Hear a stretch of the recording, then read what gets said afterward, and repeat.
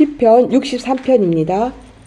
1장부터 11절 말씀까지입니다. 제가 한 절, 여러분이 한 절 교독하기로 하겠습니다.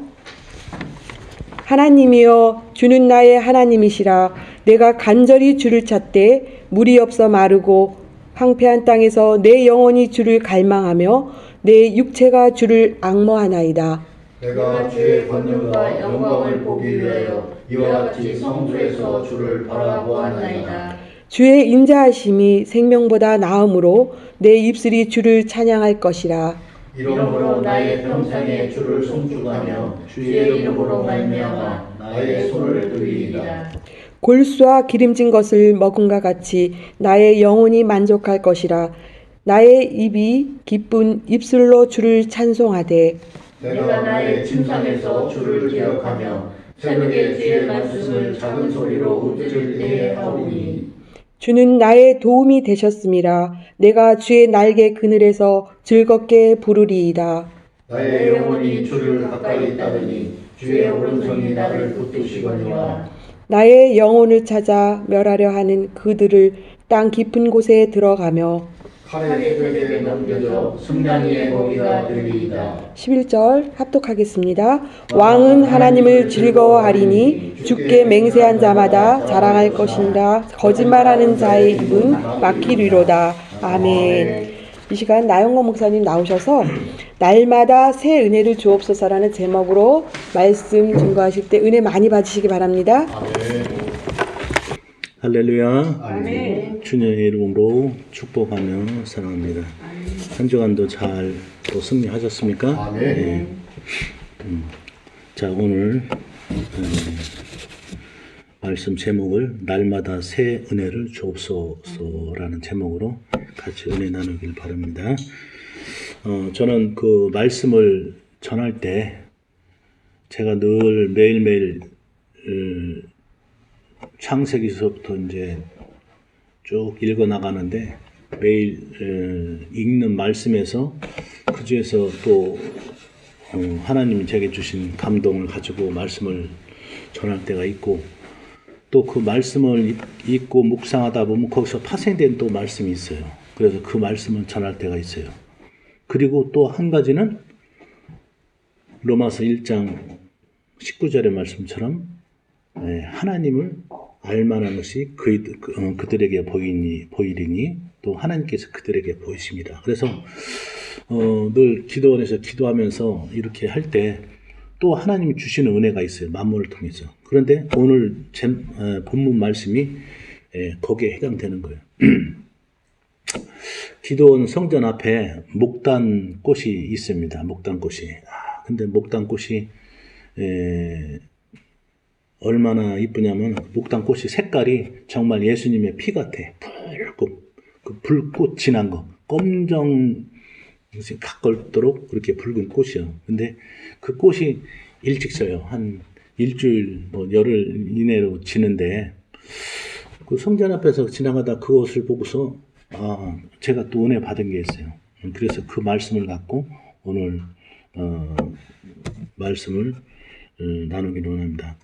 그 목단꽃이 있는데 한 가지는 작년에 폈던 그 가지야. 거기에 이제 시방이 아직도 달려 있고 새카맣게 그리고 올해 새로운 가지가 나와서 거기에 아름다운 꽃이 핀 거야. 그러면서 문득 그의 생각이 나는 거 말씀이 날마다 새로운 은혜를 입어야 되는구나. 입에는 아무리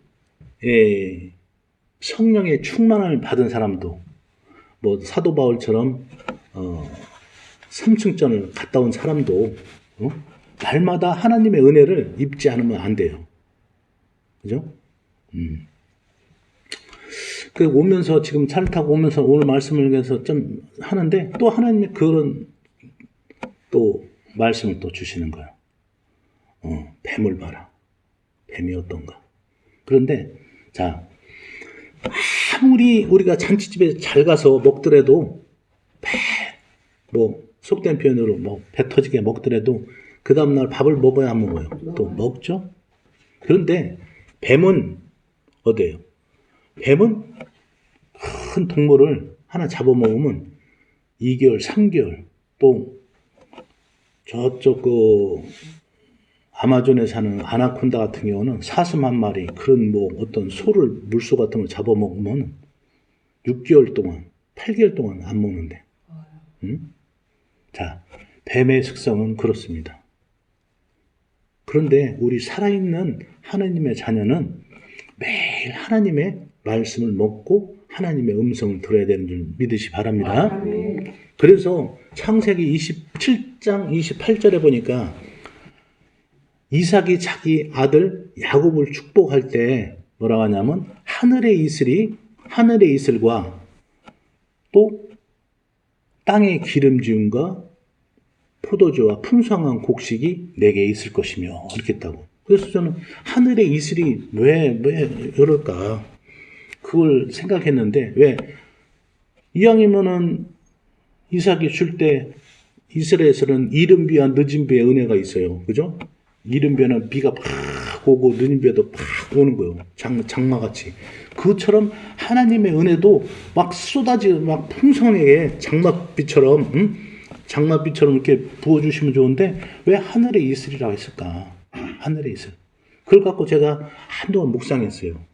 그랬더니 두 가지요. 성경에 나오는 이 물은 성령을 뜻하기도 하고 말씀을 뜻하기도 해요. 그러니 이삭이 자기 아들 야곱한테 축복할 때 너는 하늘의 이슬이, 그러니까 하나님의 말씀이 늘 내게 있어라. 그죠? 또 한 가지는 뭐냐? 이른 비와 늦은 비, 장마비의 큰 은혜를 누릴 때도 있지만 하나님이 늘상 이슬은 어떻습니까? 1년 365일 내려. 우리가 모르는 사이에 새벽에. 그죠? 이처럼 하나님의 은혜가 우리의 삶 가운데 늘 임하고 있는 줄 깨달으시기 바랍니다. 우리가 알고 있던 모르고 있던 하나님의 능력의 손이, 하나님의 은혜의 손이 우리를 지키시고 돌보시고 있다는 걸. 왜 광야에서 이스라엘 백성들이 출애굽할 때 많은 사람들이 거기서 죽었느냐? 광야에서 태어난 사람들은 그 자녀 어린애들만 한 거였고, 애굽에서 출애굽할 때 그 사람들은 다 죽었어요. 왜 그러냐면 그 사람들이 매일같이 하나님의 은혜를 구했는데도 불구하고 하나님의 은혜와 하나님의 지키심, 돌보심을 그들은 까먹었어. 그러니 그들의 인생 가운데서도 늘 원망과 불평이 있었어. 그러니 하나님께서 그들을 멸하신 거예요. 여러분들, 우리의 삶을 살아갈 때 우리 하는 일이 안 풀린다, 문제가 있다, 어려움이 있다 할 때 우리의 입술로 내가 하나님을 믿는데도 불구하고 왜 이런 일이 일어날까? 응? 왜 어려움을 겪을까? 여러분들 원망하고 불평하는 게 아니라 여러분들 하나님이 지키시고 보호하시고 지금까지 인도하셨던 것을 깨달으시기 바랍니다. 아멘. 오늘 본문 말씀이 그거와 관련되는 거예요. 그래서 우리가 날마다 새로운 은혜를 입는데 이 새로운 은혜를 우리가 깨닫지 않는다면은 우리 신앙생활이 굉장히 잘못될 수가 있다는 거예요.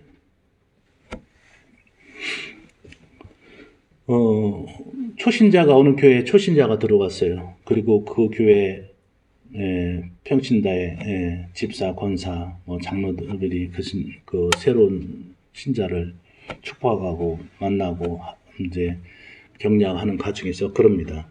기존의 성도들이.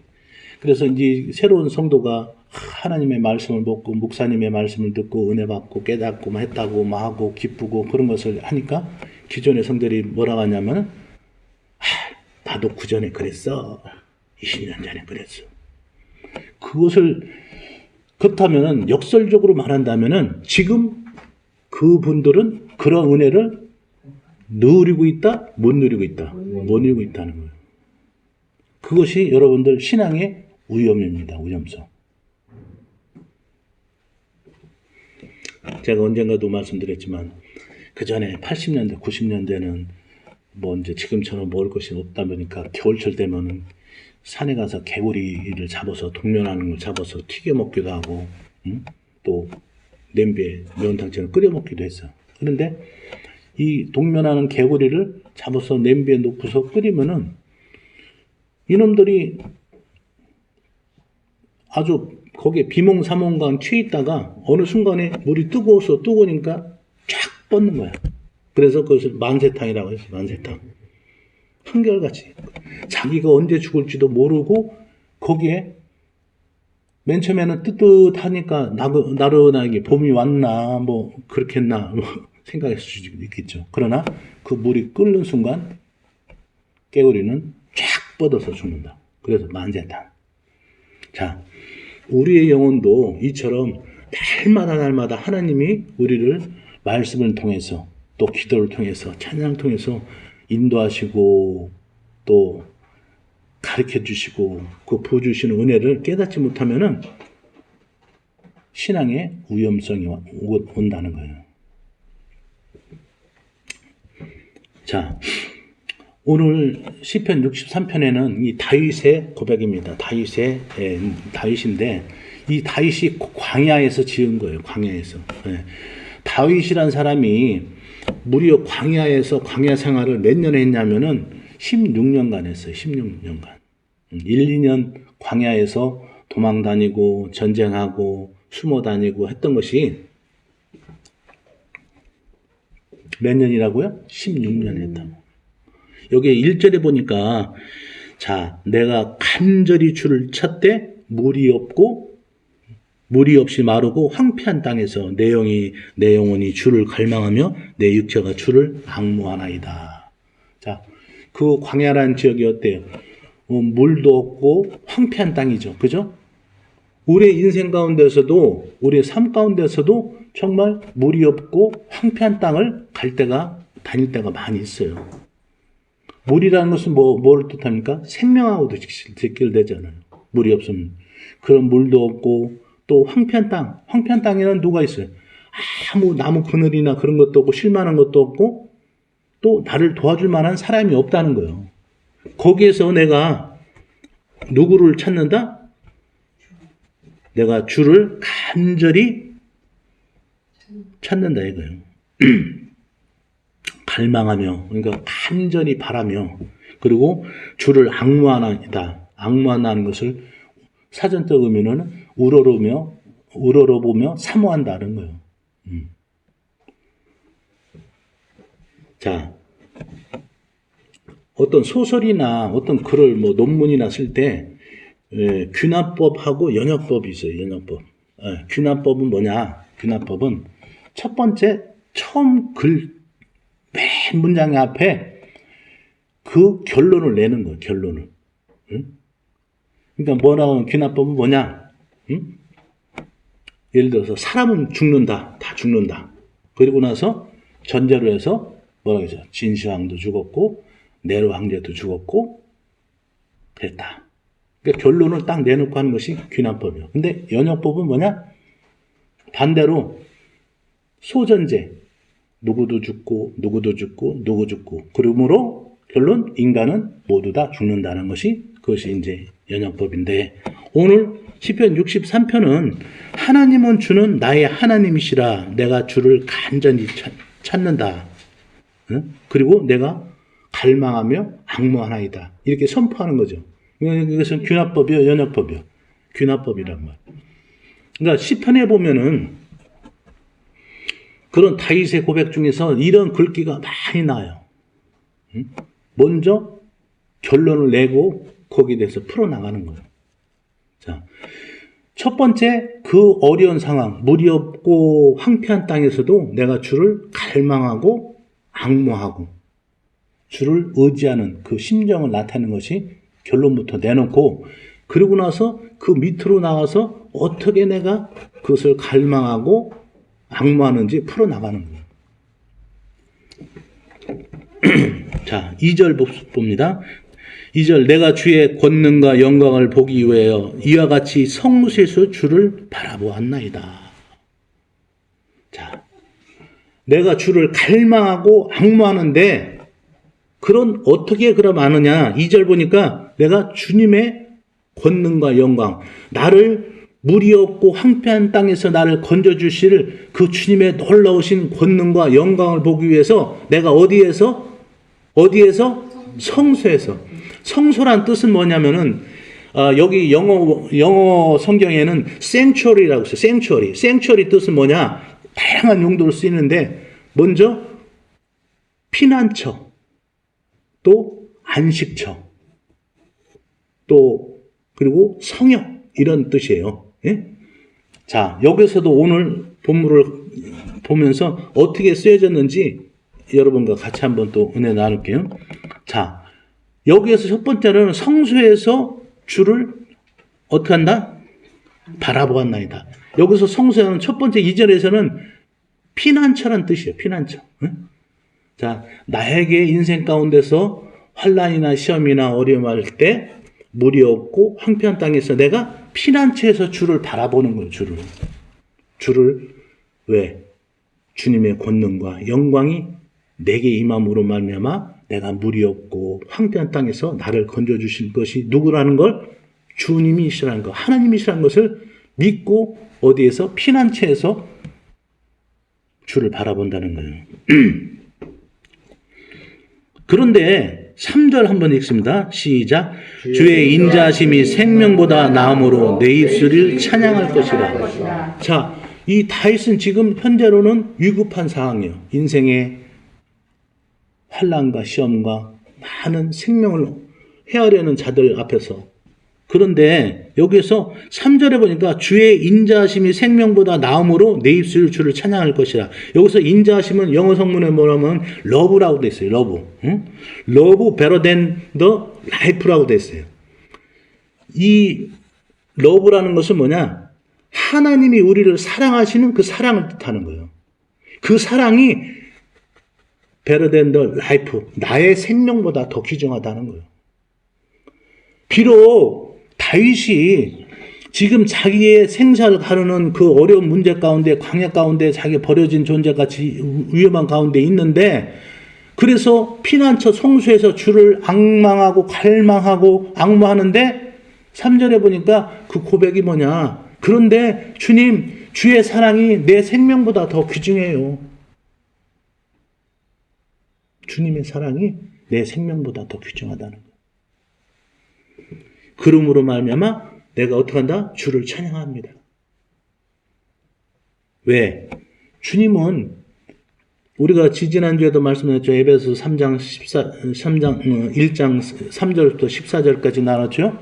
주께서 만세 전부터 우리를 택하시고 예수 안에서 택하시고 예수 안에서 예수의 피로 우리를 속량하시고 예수 안에서 우리를 의롭다 하시고 예수 안에서 어떻다? 하나님의 자녀가 되는 그런 권세를 주시고 그로 인해서 우리를 통해서 찬양과 영광과 경배를 받으신다. 그 말씀을 하셨잖아요. 예?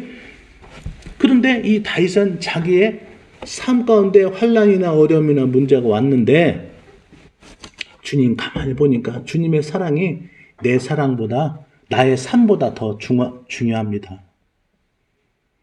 설령 그러니까 밝고 말한다면은 설령 내가 주님 여기서 죽는다고 해도 주님의 사랑만 있으면 돼요. 이런 고백이에요.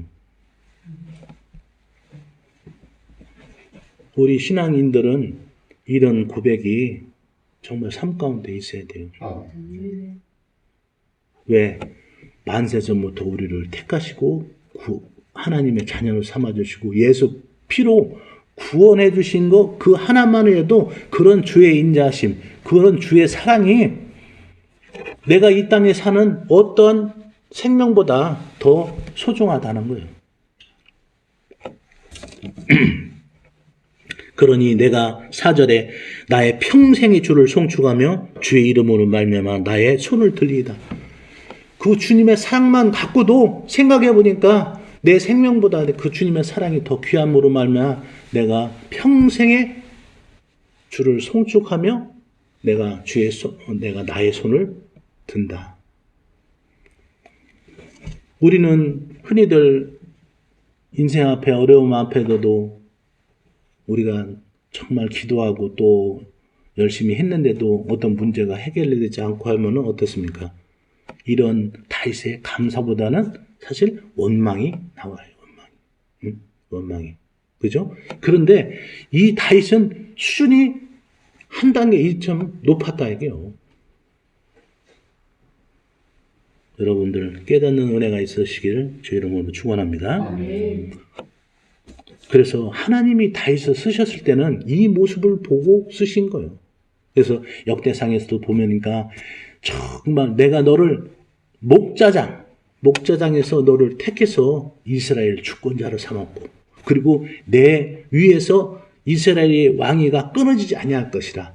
역대상 17절에 하고 장래까지도 말씀하시니까 역대상 17장 45절에 다윗이 주님 나와 내 집안이 무엇이길래 이처럼 나를 귀하게 여기시고 또 지금 은혜 베풀어 주신 것만도 감사한데 먼 장래일까지도 얘기하시니까 내가 기도할 힘이 생기나이다.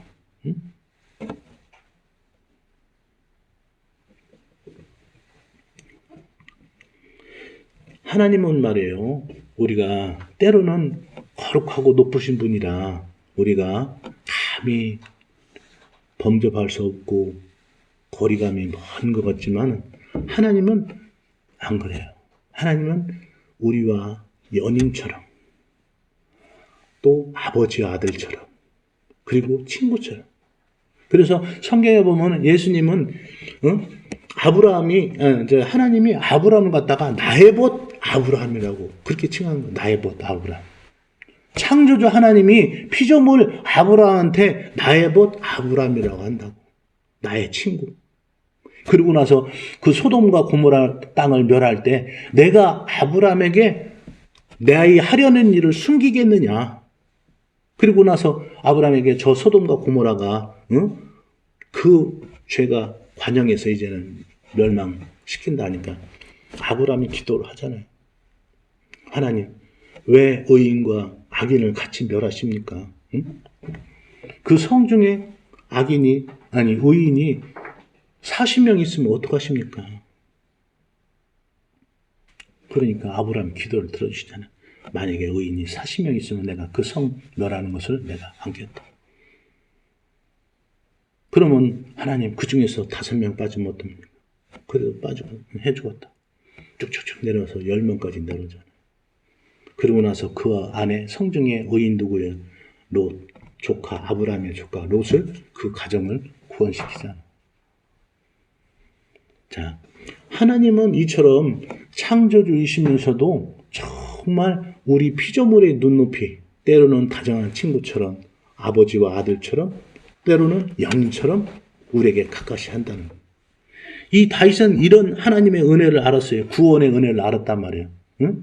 그랬기 때문에 내가 주의 인자하심이 생명보다 나음으로, 주의 사랑이 내 생명보다 나음으로 내 입술이 주를 찬양하고 또 이름으로 내 평생에 주를 송축하며 주의 이름으로 말미암아 나의 손을 들인다.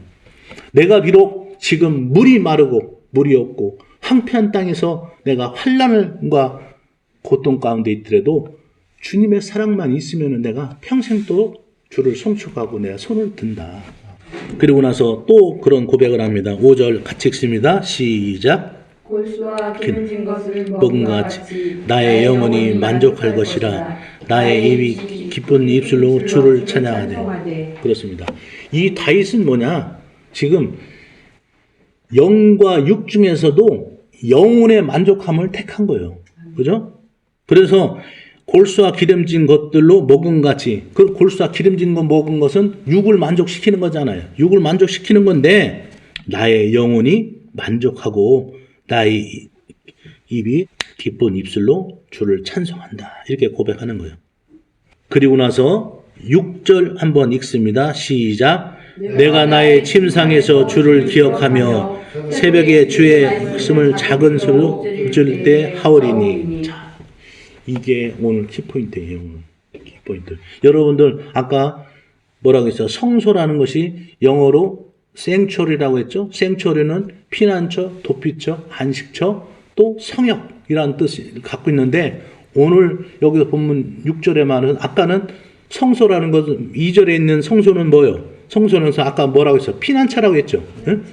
피난처에서 주를 바라보는데 6절에 있는 나의 침상에서 주를 기억하며 새벽에 주의 말씀을 작은 소리로 읊조릴 때 하리이다. 이것은 뭐냐면 성역을 뜻해. 성역. 같은 생처리를 도입한 거지만은 여기에서는 피난처가 아닌 뭐냐? 성역. 성역이라는 것은 성스러운 지역인데 성스러운 지역은 뭘 뜻하느냐? 구별된 장소와 구별된 시간을 말하는 거예요. 아멘. 아멘. 여러분들 하나님과의 구별된 시간과 구별된 장소가 반드시 있어야 돼요. 여러분 가운데.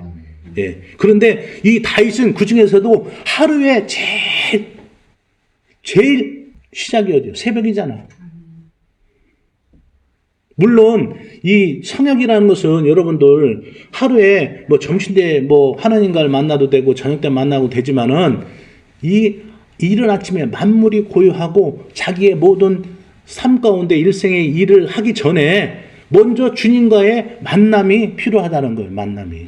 그래서 시편 57장 8절에 보니까 내 영혼아 깨울지어다 비파야 수금아 깨울지어다 내가 새벽을 깨우리로다. 아멘. 아멘. 새벽이 나를 깨우는 게 아니라 내가 새벽을 깨운다 이거요. 아멘. 왜? 그 시간이 그리워지고 그 시간이 중요하기 때문에 내가 일어나서 새벽아 빨리 일어나라. 일어나. 나 지금 주님하고의 만남의 시간이야. 내가 기도할 시간이야. 여러분들 우리 인생 가운데 정말 이러한 성역, 구별된 장소, 구별된 시간이 필요합니다. 여러분들 그 이 시간을 놓치면은 하나님을 만날 수 있는 시간이 흔치 않아요. 물론 하나님은 우리의 일상 24시간 우리와 함께 하시고 우리의 또 기도를 드시고 또 우리에게 말씀하시지만은 특별히 이런 성역, 구별된 시간과 구별된 장소를 통해서 하나님을 만난다는 것은 하나님의 놀라운 성령의 임재가 임하는 그런 거룩한 시간이고 복된 시간이다 얘기예요. 아멘. 저의 삶 가운데서 하나님의 말씀이 임할 시간은 새벽 2시에서 4시까지요. 그때 주로 하나님이 말씀하셔. 어떨 때는 나를 다 헐떡 쓸 때가 있고 그 말씀을 하면은 주시기 시작하면 그 말씀이 고구마 줄기까지 줄기줄기 해가지고 하나님은 그 말씀이 그 말씀을 뜻하는 거고 이 말씀은 그 장소 구별된 시간을 하나님께 드려지기 바랍니다. 그래서 7절 한번 읽습니다. 시작. 주는 나의 도움이 되셨습니다. 내가 주의 날개 그늘에서 즐겁게 부르리다. 자, 오늘 성소라는 개념을 아까 뭐라고 했어요? 피난처, 안식처, 또 도피처, 그리고 성역이라는 뜻했죠. 처음에 나왔던 그 성소 2절에 나온 것은 뭐예요? 도피처라고 했고 지금 6절에 나온 것은 성역, 거룩한 지역, 거룩한 시간을 뜻하는 거고 7절에 나오는 것은 뭐냐? 비로소 안식처가 되는 거, 안식처가. 다시 한번 읽습니다. 시작. 주는 나의 도움이 되셨습니다. 내가 주의 날개 그늘에서 즐겁게 부르리이다. 비로소 피난처에서 주를 앙망하고 갈망하고 그랬지만은 내 영혼이 주를 사모함으로써 그 성역 장소에서 내가 하나님의 이름을 송축하고 하나님을 높이 영광 돌리고 나의 손을 드리고 할 때 비로소 주의 하나님이 나의 도움이 되신 거예요. 그때 비로소. 그리고 나서 내가 주님의 날개 그늘 아래 피해야 되는 안식처에 우리가 들어간다는 거예요. 아멘. 그리고 나서 나의 영혼이 주를 가까이 따르니 주의 오른손이 나를 붙드시거니와. 그리고 9절 나의 영혼을 찾아 멸하러 하는 그들은 땅 깊은 곳에 들어가며 칼의 세력에 넘겨져서 승냥이의 모기가 되리이다. 그렇죠? 나를 헤아려 했던 내가 물이 없고 황량한 강가에서 나를 죽이려고 했던 그 원수 사단 마귀가 내가 피난처에서 내가 주를 앙망하고 갈망했지만 내가 그 성소에서 성역 시간과 장소를 정해서 내가 하나님의 이름을 높이 부리고 나를 사랑한 그 사랑이 정말 내가 지금 현재 죽는다고 해도 하나님의 은혜와 사랑으로 만족합니다. 그리고 내가 항상 주의 이름을 위해서 송축하고 영광을 돌립니다. 이럴 때 비로소 하나님이 나의 피난처, 안식처가 되신다. 그 말씀이에요. 이해되시죠? 그러려면 오늘 본문의 6절처럼 우리가 그죠? 6절처럼 내가 나의 침상에서 주를 기억하며 새벽에 주의 말씀을 작은 소리로 읊조릴 때 성소에서, 그죠? 성역 장소에서. 그리고 이 성역 장소라는 것은 새벽은 어때요? 매일 오는 것이 새벽이죠. 일주일에 한 번씩 오는 게 새벽이 아니고 한 달에 한 번씩 오는 게 새벽이 아니에요. 매일 온단 말이에요. 그러니까 매일 날마다 하나님의 이름을 우리가 송축하고 내 영혼이 주를 송축하고 그리고 그 주의 은혜와 우리가 은혜의 사랑의 고백을 하고 또 정말 주 앞에 나갈 때 하나님께서 비로소 나의 안식처가 되시고 나에 있는 모든 나를 쫓는 그런 원수마귀 대적들로부터 나를 구원해 주시는 안식처가 되어 주신다는 거예요. 아멘. 그래서 요한 3서 1장 2절에 뭐라고 말씀되었습니까? 사랑하는 자들아 내 영혼이 잘됨과 같이 내가 범사에 잘되고 강건하기를 간구하노라. 영혼이 잘돼야지 우리가 범사가 잘된다는 얘기예요. 깨닫는 은혜가 있어지기를 주 이름으로 축복합니다. 그렇습니다. 오늘 다윗은 그러한 영적 비밀을 알았어. 비록 내가 설령 여기서 죽는다 하더라도 주님의 사랑이 내 생명보다 더 소중함으로 내가 정말 어떻게 잘못되더라도 주님 이름을 송축하며 경배하며 영광 돌리며 오늘 말씀을 맺겠습니다. 우리는 인생을 살아가면서 하루 한시라도 하나님의 은혜와 사랑을 입지 않으면 도움을 받지 않으면 살아갈 수 있는 존재가 아니에요. 그죠? 네. 그런데 우리가 이처럼 하나님의 은혜와 하나님의 사랑을 우리가 잊기 위해서는 우리가 성역, 생츄어리, 영어로 생츄어리, 성역 장소에 때와 시간을 정해서 우리가 주님 앞으로 나가야 된다는. 그럴 때 하나님은 우리를 왜 귀찮게 찾아왔냐? 응? 그것 갖고 왜 나를 보겠냐? 그렇게 말씀하시는 게 아니라 항상 주의 인자와 사랑으로 우리를 감싸주시고 만나주시고 한다는 얘기예요. 오늘 다윗은 그러한 영의 비밀을 깨달았어요. 그렇기 때문에 그 성소에서 성역에서 날마다 주를 찬양하며 그 하나님의 이름을 높일 때 하나님께서는 그의 도움이 되셨다 이거예요.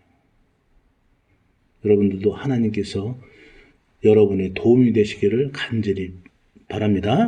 그리고 여러분들이 주님의 날개 아래 편히 쉬는 그런 인생이 되길 바랍니다. 그런데 그러기 위해서는 우리가 때와 시간을 장소를 통해서 주님의 이름을 부르고 주님께 묻고 주님께 간구하고 또한 주님의 사랑을 고백할 수 있는 그런 아름다운 신앙의 그런 위대한 인물이 되기를 바랍니다. 아멘.